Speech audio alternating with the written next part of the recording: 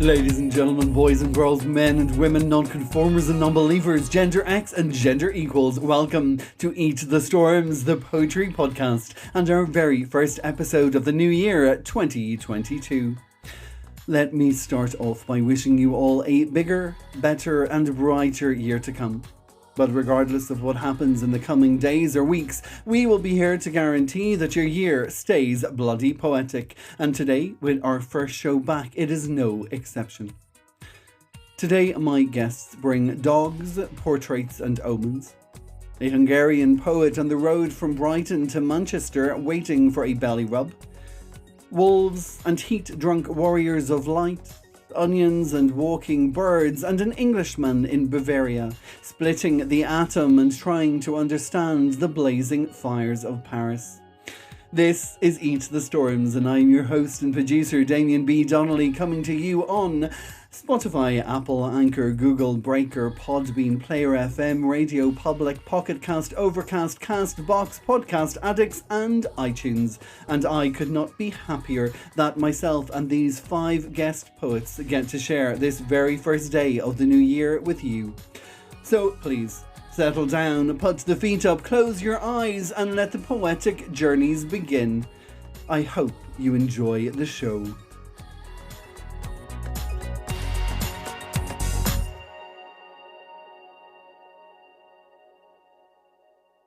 Today on the show, I'm going to share 2 poems with you, one here at the beginning and one at the end. And both of these poems are in honour of Catherine Ann Cullen and her 2-year residency at Poetry Ireland, which came to an end last week.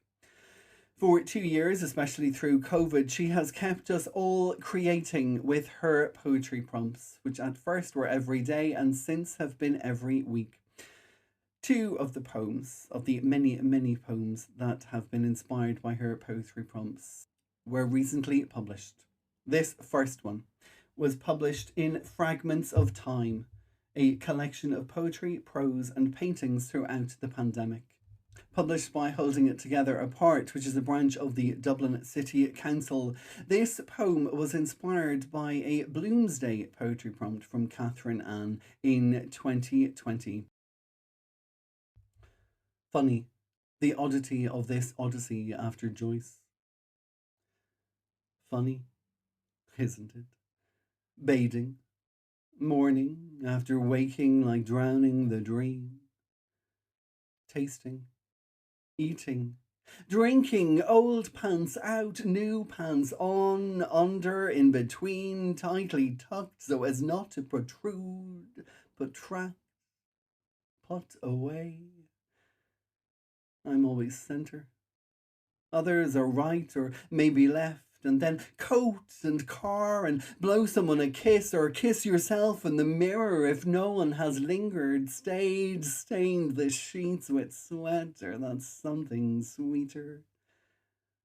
And we're off, out, riding through the traffic, tightly tucked and now taunt, trying to get through the thoroughfare, the teasing, the tweezing, the twitching, the thinking about all the hours ticking, the tedium, the tick, the tit, the tat, the time I stayed and he left.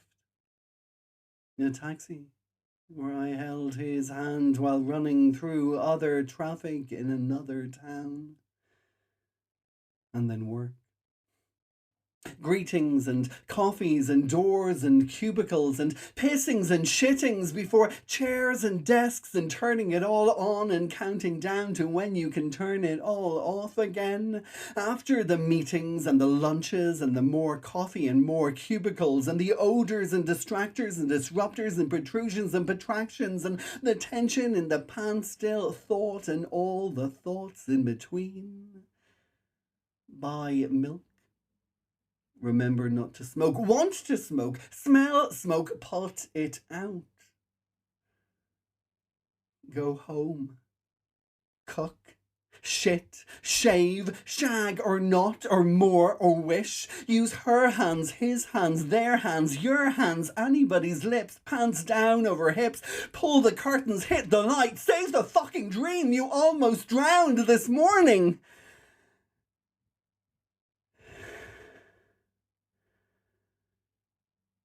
Funny,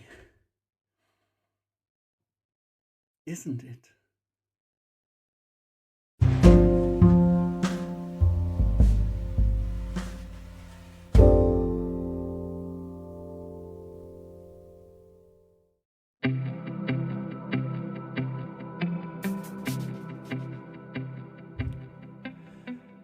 My first guest today on Eat the Storms is taking us across the Atlantic Ocean to Virginia in the United States, to a veteran scholar and visual poet who lives in the woods. I have often seen her online in the presence of Robert Kenter, he of Iceflow Press, in one of the poems he published of hers she will read today.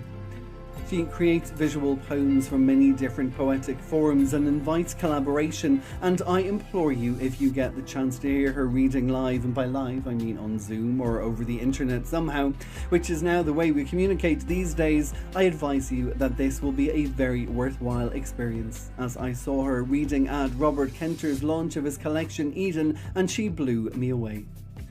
She believes that poetry is a way to genuinely cherish wordsmithing and to communicate through space and time. So today, joining us here in Ireland while still in the woods of Virginia, this is the always breathtaking Margaret Vibo Setiseri, who is more commonly known as Maggs Vibo. Thank you, Damien, for inviting me to Eat the Storms. I first saw Damien during the launch party for Robert Kenter's visual poetry book, Eden, but I'm obviously a fan of his podcast. I'm delighted to share some poetry from my home in the woods not far from Edgar Allan Poe's hometown of Richmond, Virginia. I enjoy creating all poetic forms, but I'm mostly known for my object poems and burn text and ash poetry creations. I'm drawn to folklore with narratives that speak about science, gothic horror, and history. My selections for this podcast will paint a family portrait, discuss our era of COVID, and I'm going to give a content warning for the final selection, which speaks to miscarriages and war. My hope is that you'll visit my website, maggsvibo.com, and look for my poetry, which is included in the forthcoming anthology out with Penteract Press in 2022. Keep in touch as we enjoy the moodiness and changing weather of poetry. Thank you, Damien. Now let's eat the storms. My first selection is a retelling of the classic Greek fables. It reimagines a tale set in the backdrop of modern Washington, D.C. during a pandemic. Originally published in the Babel Tower Notice Board in 2020, thank you to Richard Capener for appreciating my piece and trusting that I, a poet who really hadn't published much out of the war poetry realm, had something to offer the visual poetry spaces. Aesop 2020. Greedy, treasure-seeking, monkey swinging, acting as king of the animals, learning little of treasured tales of a snare and a dare from a fox. And we ought to see through you, touting pills for mosquitoes. We should know the hedgehog and tricks of the wolf and stomp of a hoof at bit and spur to find a cure, covering our jaws, laws, reins, and claims that saddles bridle the idled. But this race is for the tortoise and not the hare. If we but care to stop the pace of deadly haste which poisons air, Aesop warned us, and history repeats. Tweet of the pitcher, pebbles, and peril of rushing without knowing the moral of a trapped tail.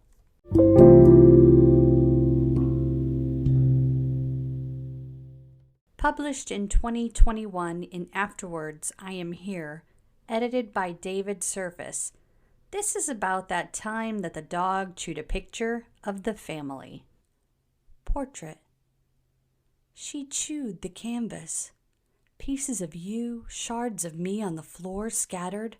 An omen? Perhaps, or maybe a chance to show that our bodies don't stay in one place very long.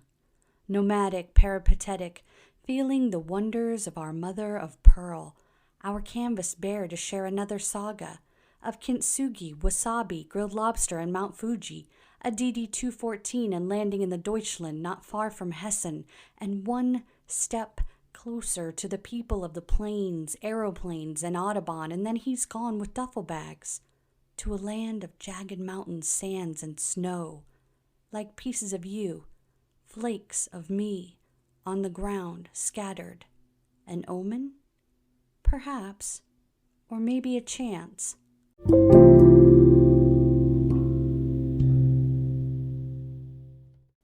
This selection was originally published in The Mouth of a Lion Apocalyptic Visual Poetry, edited by James Knight of Steel and Sizer's Press in 2021. It's currently in an art installation at Dulles International in Washington, D.C., curated by Dr. Anne-Marie Halterman, founder of Uniting Us, and the galleries at Tacoma Park, Maryland, curated by Brendan Smith. It also spent time in a summer exhibition known as Quarantine Creations, curated by Dr. Baxter Perkinson of the Perkinson Center for Art and Education at Chester, Virginia. The technique employed is what I call ash poetry, which harkens back to burning any kind of books or documents as an act of censorship or defiance. Scapegoating in the Silver Age. Burned edges of a Tyndale scripture, the precipice of Agnon, horrors of Dachau, a painting with horns wrapped in red cloth, blocking coughs, a goat, atonement, and Leviticus. My wish for us that it is driven off, without persecuting a lantern or blaming Pandora's box. For a woman getting milk didn't start this ilk, and bloodletting nor confessing will expel this virus. If quarreling were the cure, we would never fall ill. Still we lay blame and shame on she who would use an alabaster jar of perfume. We assume vampire bats in caves and smashing great auk eggs. But blame isn't science. It's burning a witch, consulting a Ouija board, piling it high, blaming Ono when Lenin died, avoiding a meal with Munslow, a flight with patient zero, punishing a pangolin as a whipping boy, or Ismay for a sinking shame. It's totally absurd to state that heretics, criminals, beggars, lepers, the poor, devils, gods, atheists, the sins of the Father, the Holy Mother, or whatever rejected, dejected, we can lay this blame game on. But none of it is a cure. Some wounds are so catastrophic, there's a type of mummification from all that gauze.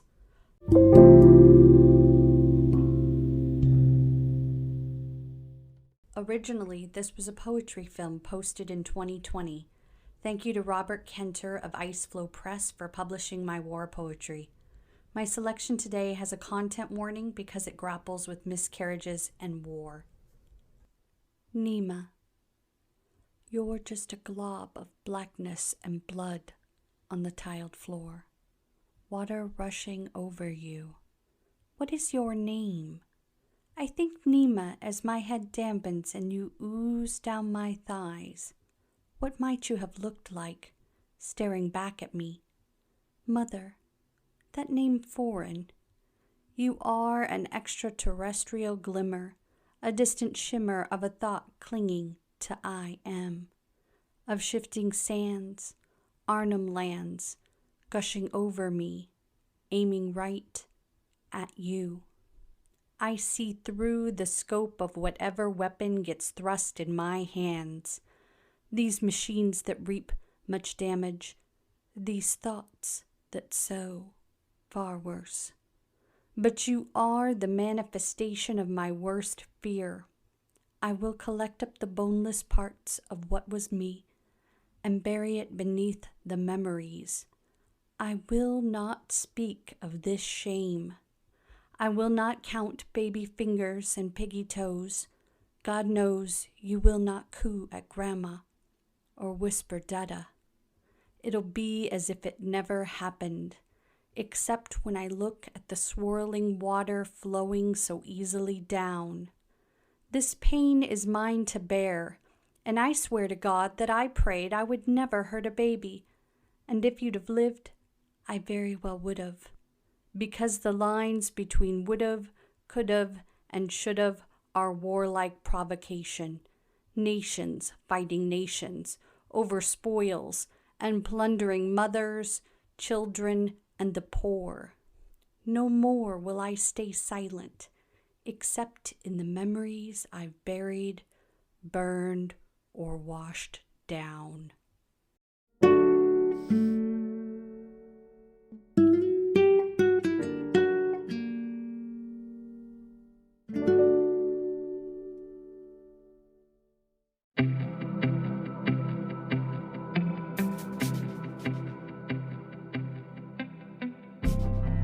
Next up on the show today is a Hungarian poet who's currently based in the UK, was formerly in Brighton but has recently moved to Manchester. I discovered her poetry on Twitter and recently was thrilled to hear her read at the Cheltenham Poetry Festival in November of last year. Her work has appeared in Atrium, Acumen and Selcott Station, and soon she'll have work appearing in the Broken Sleep Books Eco Poetry Anthology. A selection of her poems, Headspace, was published by Broken Sleep Books as part of their imprint Legitimate Snack, and in June 2022 they'll launch her first pamphlet that will be then winding its way to our bookshelves. Today, I am delighted to have with us here on Eat the Storms, Nora Blascsok. Hi everyone, thank you for having me on your wonderful podcast, Damien. I'm really happy to be here. I'm Nora Blascsok, a Hungarian poet who's been living in the UK for the last 15 years, most of that in Brighton. By the time this airs, however, I'll be living in Manchester. My first pamphlet is coming out next year in June with Broken Sleep Books, and it's titled Body of Work Body.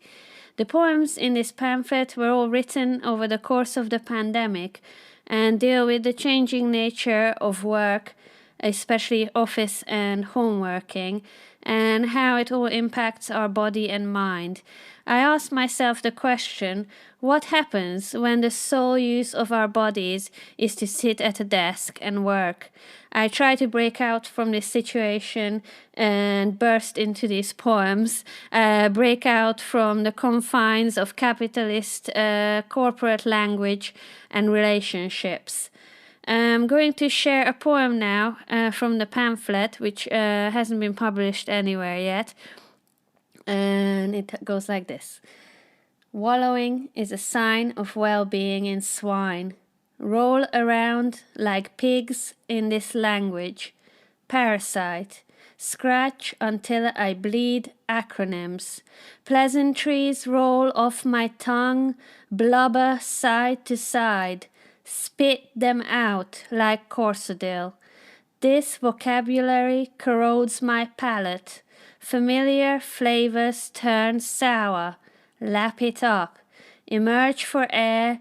Watch others give into it. Trotters in the air, cooling. Waiting for a belly rub.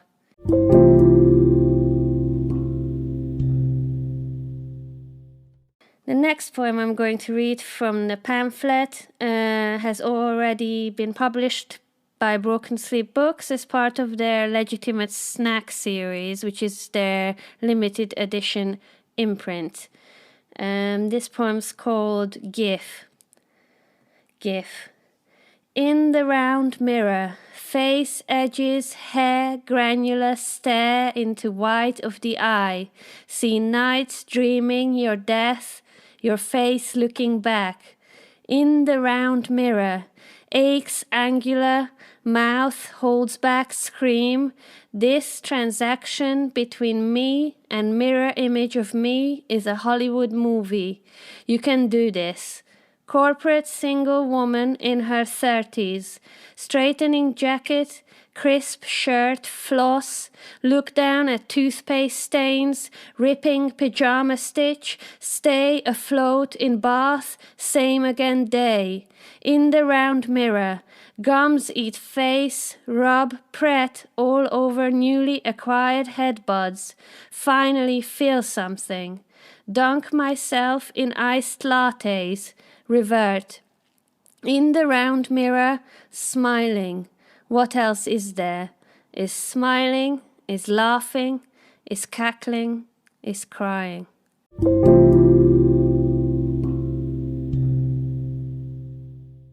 Now I'm going to read one more poem from the pamphlet, which was published by Acumen in their 101st issue, called Plants. Watch them beg for light, beg for water. To this house plants come to die. North-facing windows, radiator on full blast, too damp, too dry. On the day we're told to express devotion with gifts that wilt or melt, You turned up with a bromeliad, flowering in purple blue. Now ahead, taking an afternoon nap. It droops, and I do nothing. I surround myself with testimonies of life rather than life. They gasp. I read that green spaces make us happy. I, for one, always preferred the color brown. Brown tips, I carefully tear off the last one, face pressed against the glass, pleading for help. I feel for them trapped with me. I lean close and whisper, "We're going to be fine."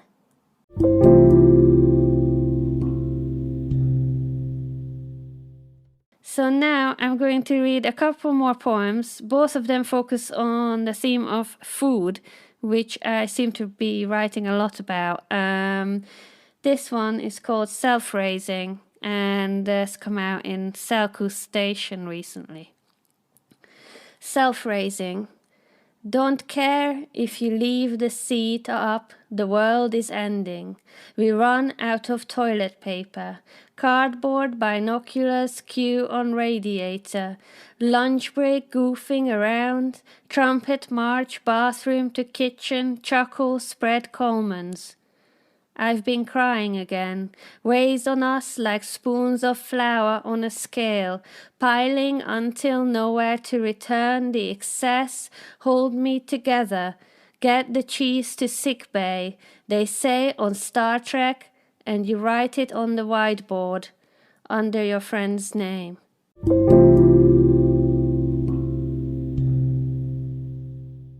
And I'm going to end with a short one.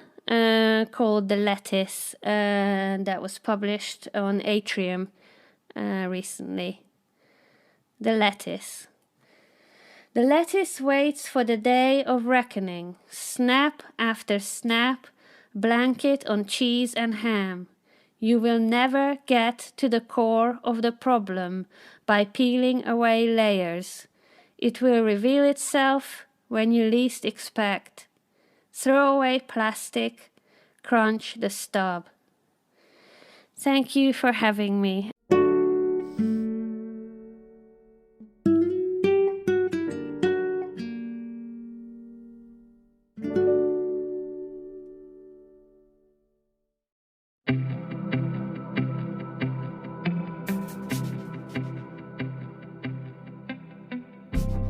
My next guest on Eat the Storms today clearly demonstrates the positive power of the internet and Twitter in particular, and is exactly what this podcast is about, a space for people to share their voices.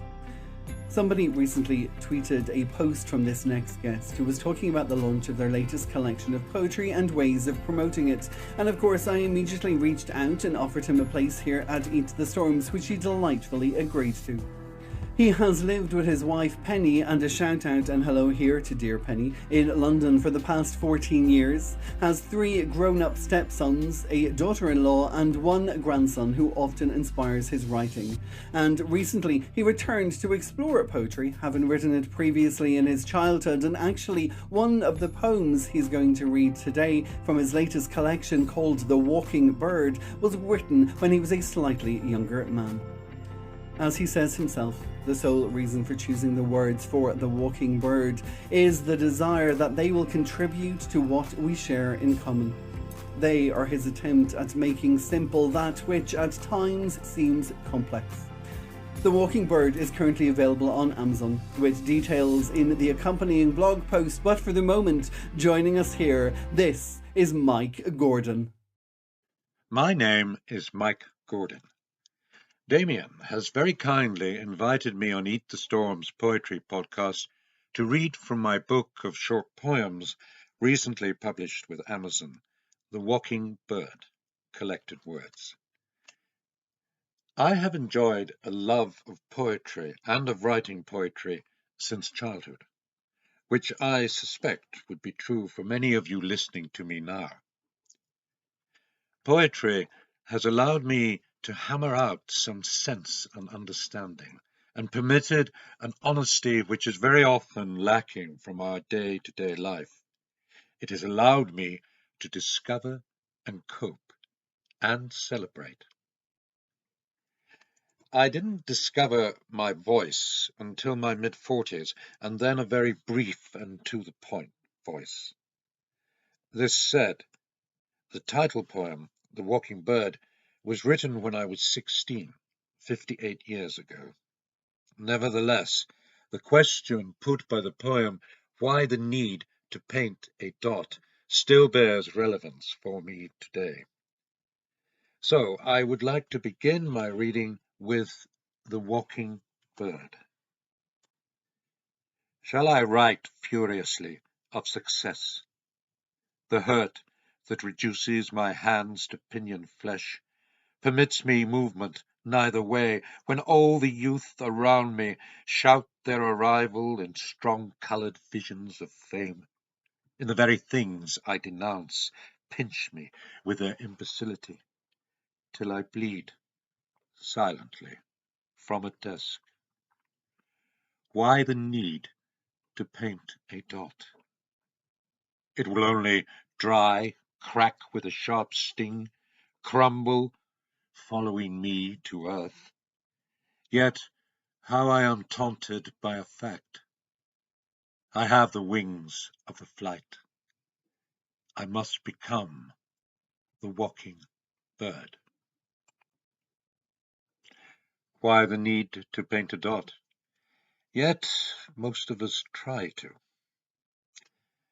As a young man, I travelled and worked in many places. The next poem, What We Have in Common, relates to when I was working in the jungle in Borneo as part of a seismic exploration team. After a long and hard camp move, I was taking an afternoon sleep, but I was not alone. What we have in common. The sun flushed hotly as it climbed to noon. Beneath, covered by canvas that smelt of dried rain, I slept. Outside, on bare brown-baked stone, the snake slept. I arose as the sun fell, just in time to see its red-black back slither away, leaving me standing there, quietly sharing what we have in common.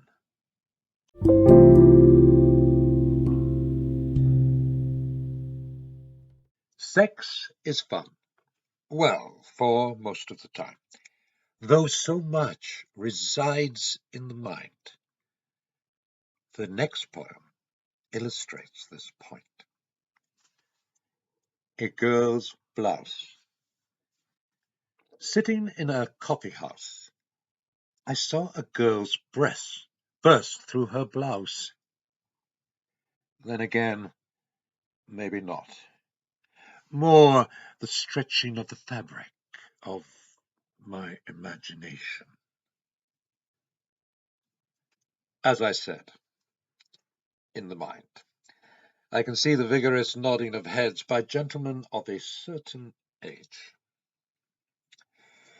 Being young in the 60s and early 70s, I was subjected to free love, which I entertained enthusiastically. Also popular at the time was the expression, no such thing as a free lunch. There seemed to me to be a connection between the two. A one-night stand.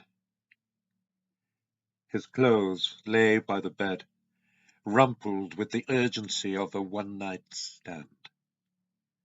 Morning comes, with warmth and indifference to the night. She stares at him, in sad reproach. What all men want. He says goodbye, with lies. What's good? Will call, then scurries down the hall, not knowing, yet knowing, that this is not what he wants at all.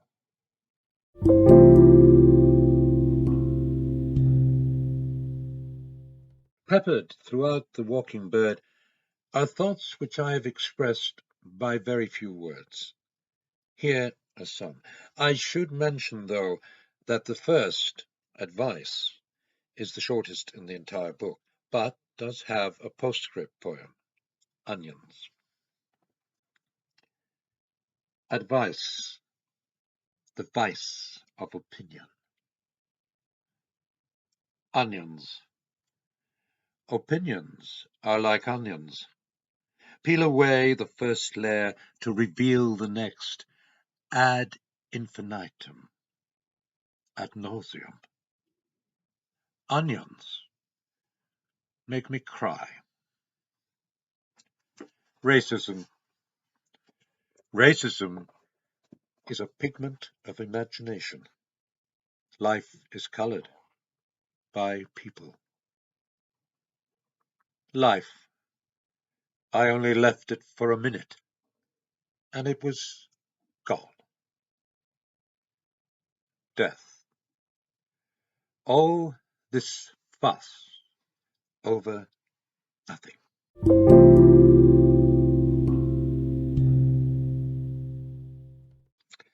Choosing the poems that give a true reflection of my book in such a short period of time really is quite hard.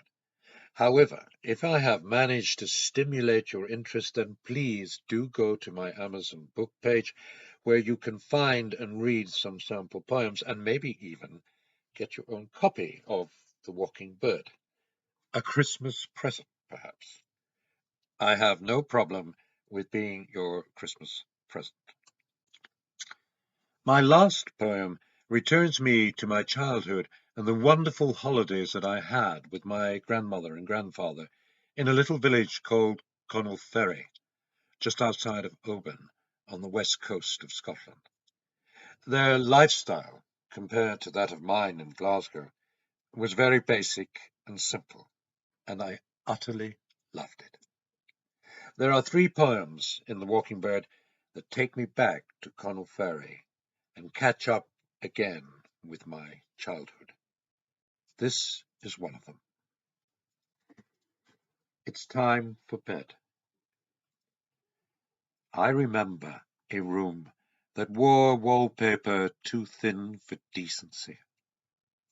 The lilt of voices that would tilt my world into happiness as the rain flung itself furiously against the window in tearful frustration, and I glowed warmly in the shadow of the tilly lamp that hissed like a snake. Safe from the sky at dusk, so blood-red I thought it dead. Safe from the tinkers who would surely take me away, or so I'd heard. Cowering with pleasure as the fire leapt into my eyes, into caves where buried treasure, danger lay, and every minute must be saved. Until my mother, arm around me, softly said, "It's time for bed." Thank you for listening.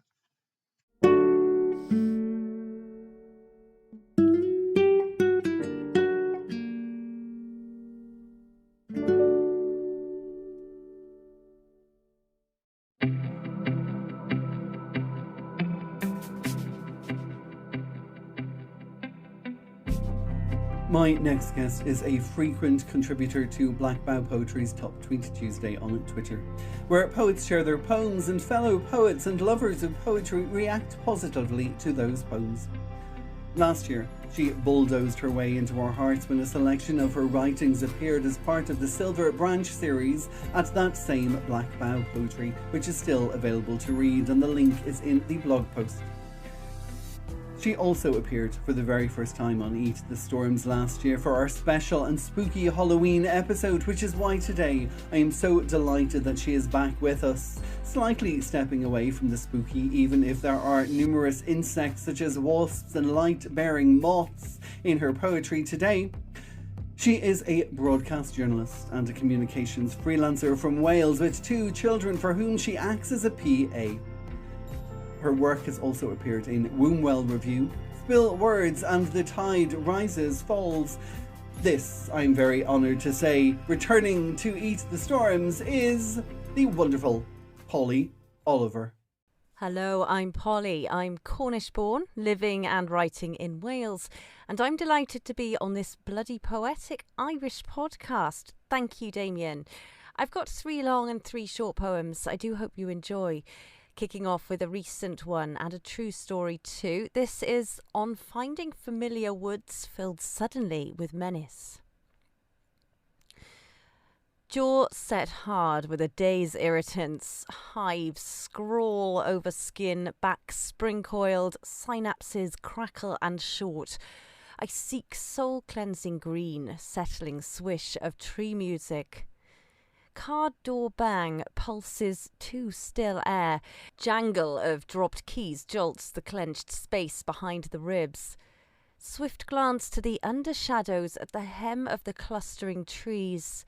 And I shove down needling questions like why I walk this touch more upright, why this theatrical briskness of step, why is there no one else here?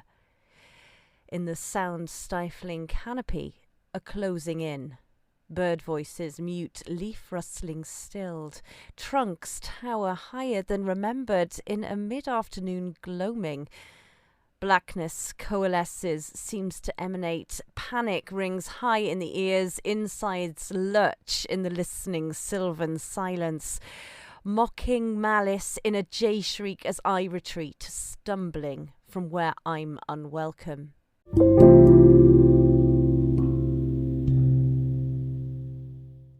This next poem is called Wasp's Nest. The thickened fury of their row still clung in patches to the skirts of the house. The afternoon hummed with heat, her head buzzed, with the residue of frustrated tears, the sting at the tail end of love. Clustering clouds closed the blue arcing window to space, and under the pressure cooker sky the buzzing grew, its source no longer inside her skull, but pestering round the back door, and helicoptering low to the leathered mouth of a cobwebby, season-weathered boot, her obscene abdomen, a tiger-striped teardrop, dripping pheromones, the queen could be seen. Primed by nature's alarm colour scheme, the yellow and black stung her out of ennui. Too close to the house, they must be put out. She watched as he threw the shabby old shoe with its small bald colony to the distant margins of the garden. For a time, a few workers who missed the eviction searched confusedly the vicinity of home, disorientated by disaster unwitnessed, permanently adrift from the vanished. They watched the display of displacement play out in the curl-stomached silence of the culpable. And the age-trodden boot lay for weeks in the weeds, with its papery clutch of tiny empty rooms.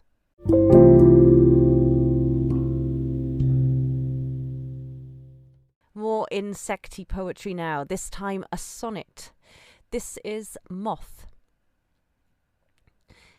Defined by its fatal desire for more, antennae ragged, blackened with the bright and white-hot kernel at the candle's core, this soft-winged, heat-drunk warrior of light, charmed and inflamed by phototaxic lust, regathers all its primitive life force to smash its quivering body to grey dust in its addiction-led, predestined course.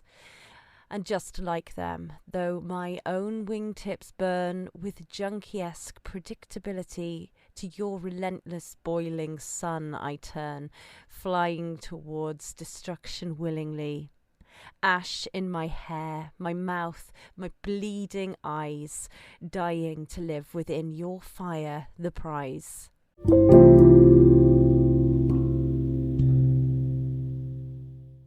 And while we're on the subject of moths, butterflies and their ilk, here's a short poem of metamorphosis, Cocoon. Cocoon, then move through. Choose your green-veined awning. Bind to stiff xylem your dun hideout. Hunker down, drapes drawn. Unplug. slice through wires, digest the old, dream the new. Imaginal cells spin in fertile dark to birth your imago, nourished in compost of what's past.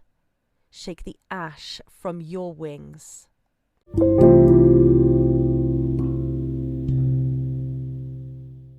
A poem now for the ancient churches and their dwindling congregations, as well as for the lost virtue of humility.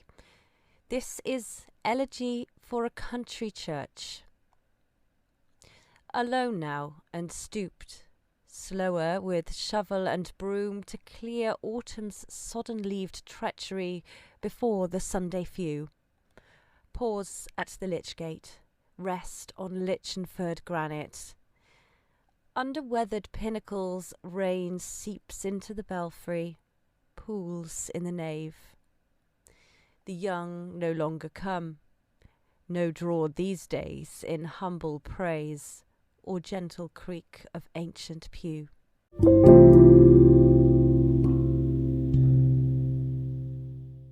Another poem of Hiraeth now. This is Finisterre. Finisterre. Sea crossing to the best of places, those which hummed with magic, exhaled gorse, sea-wrack, iodine. Dreams still of clambering anthropomorphic granites, small feet on jagged noses of gnarled beings gazing stern on turquoise bays, shifting through navy or grey. Lure of legends forged in rocky DNA, of glistening isles skirted by time, patinated with memories.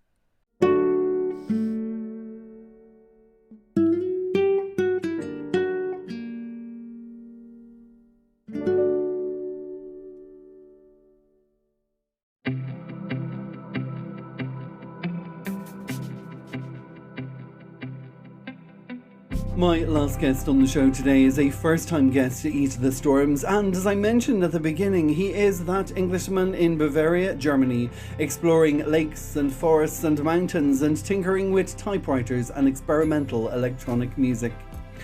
His latest collection is called Seldom, Croak the Hawk, in which he admits himself he sets out to find the joy and diversity in the human world and among nature.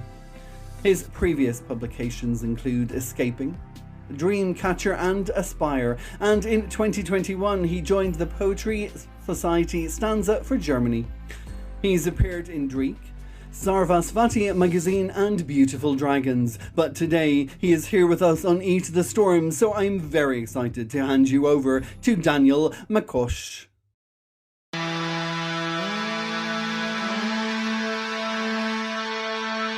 Hi there, Damien. It's Daniel here, and it's a real pleasure to join you today on Eat the Storms. If you'd like to put me on the map, I'm in the south of Germany, in a town called Fürth. I'm originally from the south of England, studied in Nottingham, and I have lived in various cities in Germany. For those of you who don't know me already from Twitter, Top Tweet Tuesday, open mics, and generally zooming around the universe, more recently I've been published in the chapbook Fire and Ice by Dreich, the Beautiful Dragons anthology, Lighting Out, also in Sarasvati magazine, published by Indigo Dreams Press. I also really enjoy making beautiful books of my own, Escaping, which is also translated into German, Ausgang, Dream Factory, Da Capo, Aspire, and my latest collection, Seldom, Croak the Hawk. I write poems about things that make me curious or things that I've discovered. My work translating from German into English is a tremendous source of curiosities and miscellanea. And I very much enjoy trying out new forms. I was particularly astounded and amazed by the visual poems and creations by Astra Papakristodulu and also the visual poet James Knight. I also really admire Penteract Press and Guillemot for some wonderfully designed books. I'm working on a side project, Kernspaltung, Splitting the Atom, which is an unsettling mix of soundscapes, visuals, and typewritten poems. Music features quite a lot in my poetry. I really appreciate all forms of electronic music, which is why my first poem today is about Eliane Radic, who is one of the first electronic composers. Is often overlooked. If you want to find more about her and women in electronic music, I really recommend the documentary Sisters with Transistors. Eliane. Suddenly, I'm in the centre of things. Staunch chess figurine. Serene, marble, equine. Pulsing an incredible magnetic force between owl's wings beating waves into the night. Subliminal movements on the fourth score. I take tea with Eliane in Paris, listening carefully to the drone of a city within a city. Fascinated by wires and solenoids.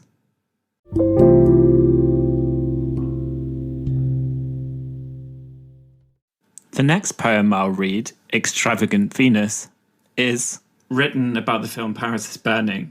It expresses anger in general at the brutal treatment of people who are only aspiring to express themselves. Extravagant Venus. Pepper says, if I had a plane, then we'd all fly to Paris. I say to Pepper, if I had a flame, we'd set the Champs-Élysées on fire. Wicked beauty can cause a bloody nose on the subway. Those who get home unscathed are usually the young ones. Meet me on Fifth Street. We'll have a ball. Octavia says, I hope that the way I look puts money in my pocket. Venus says, I want to get married in a church in white. I want to be on canvas in a high fashion world. All of these dreams. Post to the walls in safe houses. Vogue makes life a dance. It's fierce competition. They defy. They found Venus after 4 days, strangled under her bed, in a sleazy hotel room, while Paris was burning.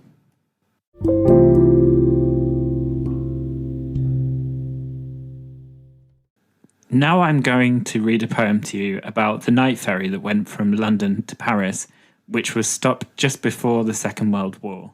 I first read it to the Poetry Society stanza I'm part of, which is run by Representative Lucy Häuschen. It's the Poetry Society stanza for Germany. The last ferry, trundling from coast to city, and again from city to coast, huddled in grandmother's furs, we suck in a lavender lungful of bath salts left behind, familiar scents mingling uncomfortably with pungent strangers. A bold man eagerly swallows a boiled egg whole. He stares. I shy away. Greasy biscuits clutched in my fingers. I cling greedily to hastily baked treats, leaving crumbs behind for mother and father to find us. Cradled inside a butter churn, the abandoned farmyard calls. Sleep soothes my weariness. In the darkness, tracks vanish. Steam now drives the ferry, chugging through the waves, on decks that heave with worry. The carriage is held steadfast. One land is discarded for the reek of oil pitted with sea salt. It's black outside, the tides are changing. The air cloys in our throats. Only hushed voices sicker through into the night. The cold clamours as the last ferry fumbles through fog to an unfamiliar destination.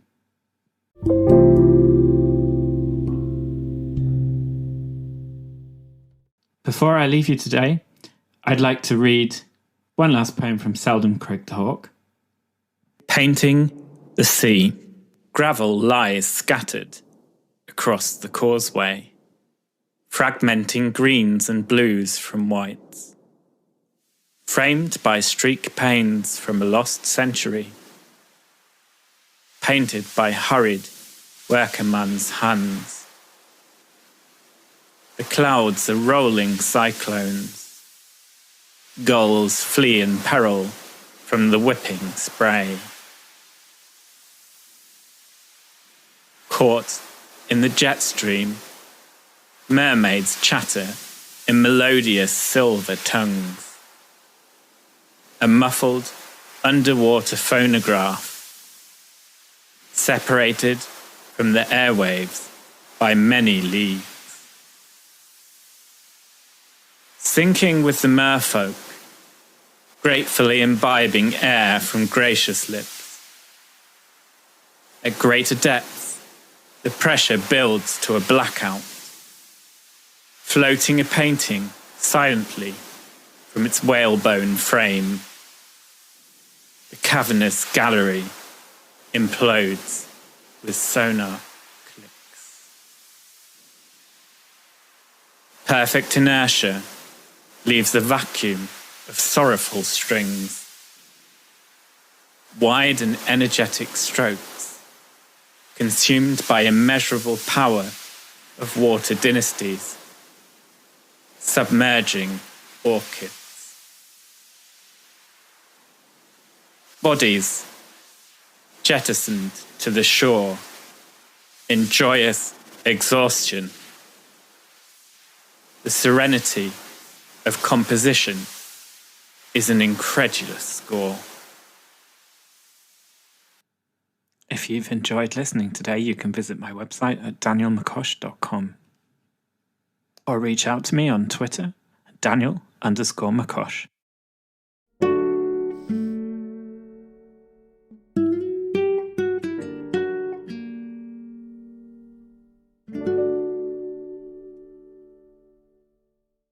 Dearest listeners, we are now coming to the end of the show, and that was my final guest of this very first episode of 2022. Thank you so much for joining us here. I am going to leave you with the second poem that I promised you. This poem, again, is in honour of Catherine Ann Cullen, whose time at Poetry Ireland and their poet in residence, their inaugural poet in residence, has just come to an end last week. This poem that I'm going to share with you, I began writing while I was staying at the Tyrone Guthrie Centre, a retreat in County Monaghan here in Ireland in November of last year. And I was able to stay there thanks to a Poetry Town fund, which was awarded to me by Poetry Ireland. So a huge thank you and shout out to Poetry Ireland for that. Monaghan is the hometown of Patrick Kavanagh. The estate itself is situated on a lake with a forest all around it, and I was there for 7 days, and this poem explores those 7 days. Last week, Catherine Ann's final poetry prompt was called Start, and as I was getting to the end of this poem, I didn't quite know how to finish it. Thankfully, the poetry prompt Start ended the poem. This is called A Week Away. Day 1 arrived at night.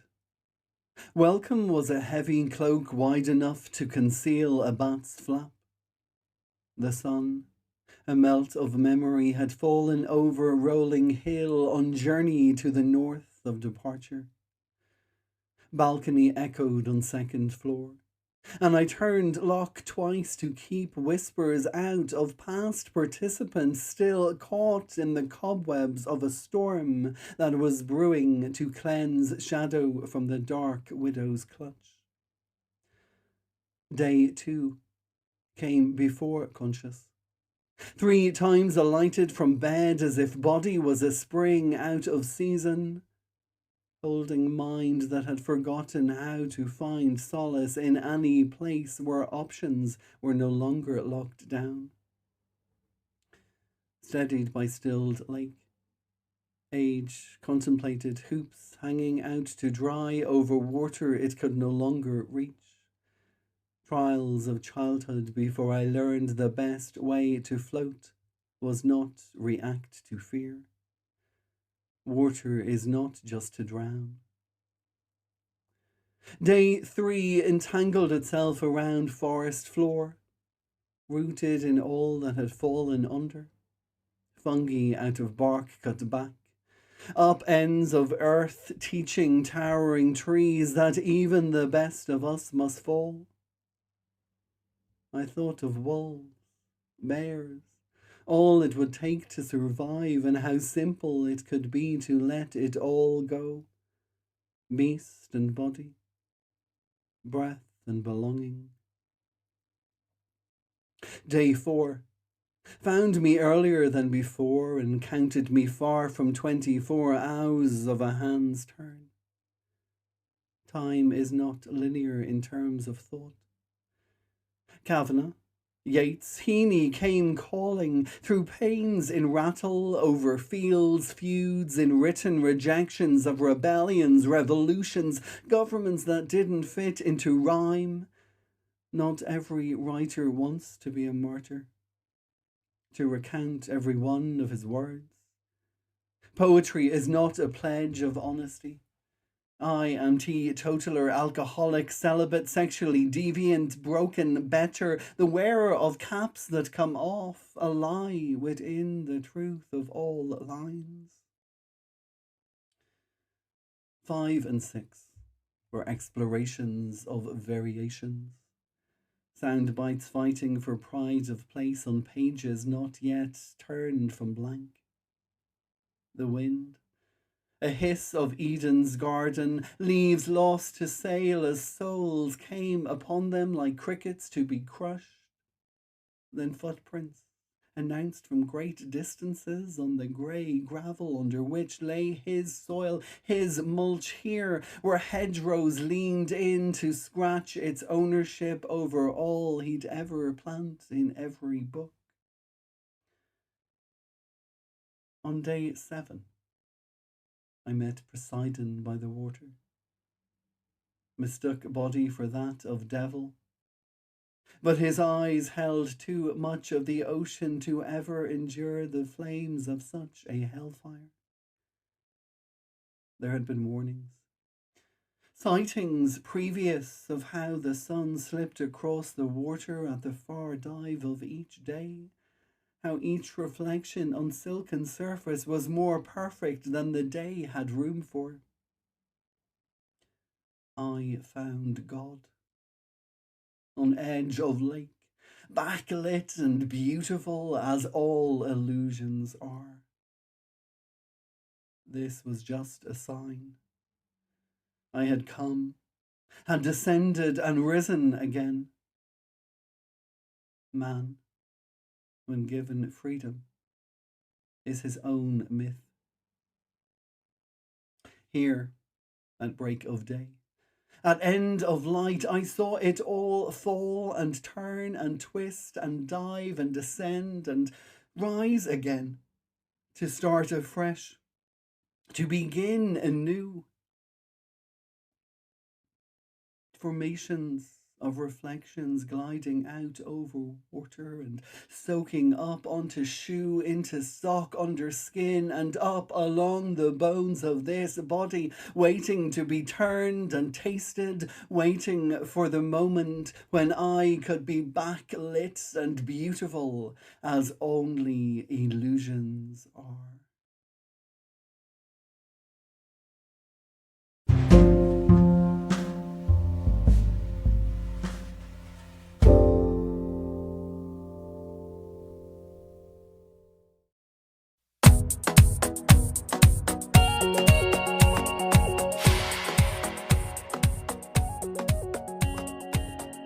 Ladies and gentlemen, boys and girls, men and women, non-conformers and non-believers, gender X and gender equals, we have reached the end of the first episode of Eat the Storms, the poetry podcast for 2022. My name is Damien B. Donnelly and I'm the host and producer of this show, and I would like to thank you all for joining us, whether that has been on Spotify, Apple, Anchor, Google, Breaker, Podbean, Player FM, Radio Public, Overcast, Castbox, Pocket Cast, Podcast Addicts or iTunes. A huge shout out to all of my guests on today's show. They have been Maggs Vibo, Daniel McCosh, Nora Blascsok, Mike Gordon and Holly Oliver. For details of all of my guests, as always, please head on over to www.eatthestorms.com. Click on the podcast section and there you will find a listing for all episodes. This was episode 5, season 4. If you would like to join the podcast as a poet, or you know a poet who would be perfectly suited to reading their work in the show, then please drop me an email at eatthestorms@yahoo.com. Now, before I go, I'd like to remind you of an event coming up just next week on Sunday, the 9th of January at 7 o'clock on Zoom, with tickets currently free and available at Eventbrite. Margaret Royal will have the online launch of her collection Immersed in Blue, published by Inspired Press, and I am delighted to be the host of this event, where friends and poets of Margaret's will also share their work. So head on over to Eventbrite and look for Immersed in Blue, or check out the podcast listing blog post, where you will find a very easy link to purchase your free ticket. That's it from me until next week.